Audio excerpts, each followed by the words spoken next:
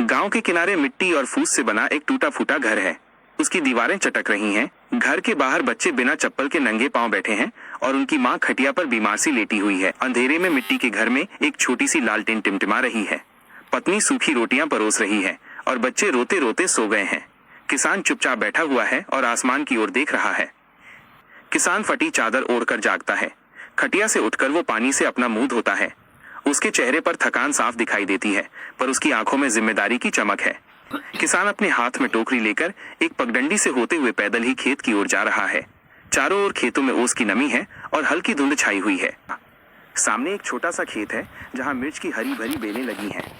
किसान झुककर पौधों को ध्यान से देखता है और मिट्टी को हाथ से उलट पलट कर उसकी नमी जांचता है। किसान हरी हरी मिर्चों को बहुत सावधानी से तोड़ रहा है। उसके हाथ खुरदुरे और मिट्टी से भरे हुए हैं। उसके माथे से पसीना टपक रहा है। किसान सिर पर कपड़ा बांधकर और टोकरी उठाए कच्ची सड़क पर चल रहा है।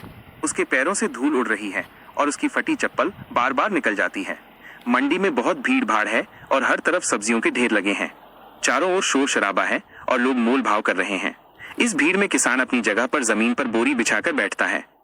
किसान धीरे धीरे पुकारता है, ताजी हरी मिर्च ले लो, अभी खेत से तोड़ी है। पर उसकी धीमी आवाज आसपास के बड़े दुकानदारों के तेज शोर में खो जाती है। एक महिला थोड़ी सी मिर्च खरीदती है और एक आदमी मोल भाव करता है। किसान उन पैसों को झोले में वो पानी की खाली बोतल उठाता है जिसमें बस कुछ बूंदें ही बची। शाम का समय है। किसान की टोकरी आधी खाली हो गई है। वो उन छोटे छोटे पैसों को लेकर पैदल ही घर की ओर लौटता है। रास्ते में वो एक दुकान से थोड़ा आटा, तेल और बच्चों के लिए गुड़ खरीदता है। जब वो घर पहुंचता है तो कच्चे आंगन में बच्चे दौड़कर अपने पिता को घेर लेते हैं। पत्नी चूल्हे पर रोटी सेंक रही है और अपनी बूढ़ी मां को खिला रही है। किसान चुपचाप बैठा है, पर उसके चेहरे पर संतोष दिखाई देता है। वो आसमान की ओर देखता है और मन में सोचता है, मेरे बच्चे पढ़ लिख कर इस गरीबी से जरूर बाहर निकलेंगे। गांव के किनारे मिट्टी और फूस से बना एक टूटा फूटा घर है। उसकी दीवारें चटक रही हैं। घर के बाहर बच्चे बिना चप्पल के नंगे पांव बैठे हैं और उनकी मां खटिया पर बीमार सी लेटी हुई है। अंधेरे में मिट्टी के घर में एक छोटी सी लालटेन टिमटिमा रही है। पत्नी सूखी रोटियां परोस रही है और बच्चे रोते रोते सो गए हैं। किसान चुपचाप बैठा हुआ है और आसमान की ओर देख रहा है।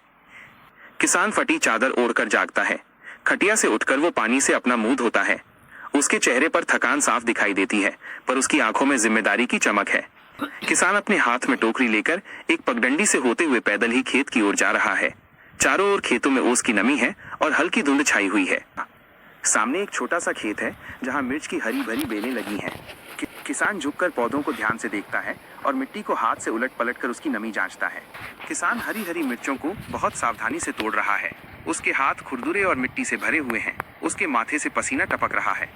किसान सिर पर कपड़ा बांधकर और टोकरी उठाए कच्ची सड़क पर चल रहा है।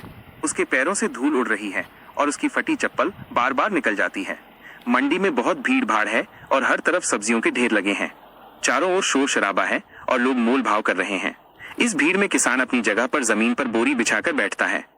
किसान धीरे धीरे पुकारता है, ताजी हरी मिर्च ले लो, अभी खेत से तोड़ी है। पर उसकी धीमी आवाज आसपास के बड़े दुकानदारों के तेज शोर में खो जाती है। एक महिला थोड़ी सी मिर्च खरीदती है और एक आदमी मोल भाव करता है।